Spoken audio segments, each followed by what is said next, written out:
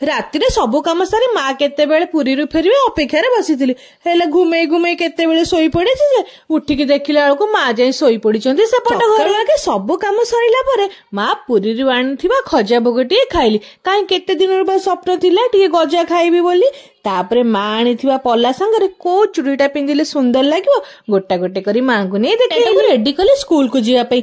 ଯେମିତି ଗେଟ୍ ବାହାରକୁ ଯାଇଛି କହୁଛି ମାମା ତମକୁ ଡର ଲାଗିବ, ଘରେ ତ କେହି ନାହାନ୍ତି, ତମକୁ ଛାଡିକି ମୁଁ ଆଜି ଏକୁଟିଆ କୁଆଡେ ବି ଯିବିନି। ମୁଁ ବି ଟିକେ ଇମୋସନାଲ ହେଇଗଲି। ହେଲେ କଣ କରିବି, ବହୁତ ବୁଝାସୁଝା କରିସାରିଲା ପରେ ମାଙ୍କ ସାଙ୍ଗରେ ତାକୁ ସ୍କୁଲକୁ ପଠେଇଲି। ସକାଳର ବ୍ରେକଫାଷ୍ଟ ପାଇଁ କଲି ଇଟିଲି ସାଙ୍ଗରେ ଚକୁଳି। ଗୋଟେ ଚକୁଳିରେ କଣ ମୋ ପେଟ ପୁରିବ, ସେଥିପାଇଁ ଯୋଡ଼ିଏ ଇଟିଲି ସାଙ୍ଗରେ ଆଣିଲି। ଆଜିକାଲି କଣ ହଉଛି କେଜାଣି, ଯେତେ ଖାଇଲେ ବି ସମୁଦ୍ରକୁ ଖାଲି ଶଙ୍ଖେ ଭଳିଆ ଲାଗୁଛି। ଥଣ୍ଡା ଟିକେ ପିଇବି ବୋଲି ଫ୍ରିଜ ଭିତରୁ କାଢିକି ଆଣିଲି। ତାକୁ ଏମିତି ମିକ୍ସିଂ କଲି ଯେ ସିଏ ଆଉ ଗିଲାସରେ କଣ ଯିବ, ଏକାଥରେ ଗଲା ସବୁ ତଳେ ମୋର ପଡି। ରାତି ଆଉ ଆମ ଓଡିଶା ଭିତରେ କ୍ଷୀର ନିରର ସମ୍ପର୍କ। ଯେତେ ଯାହା ଥାଉ କି ଘରେ ନଥାଉ, ଚାଉଳ, ଅଟା, ଗ୍ୟାସ, ଆଳୁ, ବାଇଗଣ ଆଗେ ଆଣିକି ଷ୍ଟକ୍ କରି ଘରେ ଅନିଦ୍ରା ହେଇକି ମା ଯୋଉଠି ପାଉଛନ୍ତି ସେଇଠି ଫୋନ ଧରିକି ଯାଉଛନ୍ତି ଶୋଇ। ସେଇ ମାଙ୍କର ନାତୁଣୀଟି ମୋବାଇଲ ଧରିକି ନ ଖାଇଲେ ଆର କଣ ଜମା ପୁରୁଛି ପେଟ। ମୋ ମା ଝିଅଙ୍କର ଦିନରେ ବାଣ ଫୁଟା ଦେଖି ମାଙ୍କର ନିଦଟା ପୁରା ଭାଙ୍ଗିଗଲା।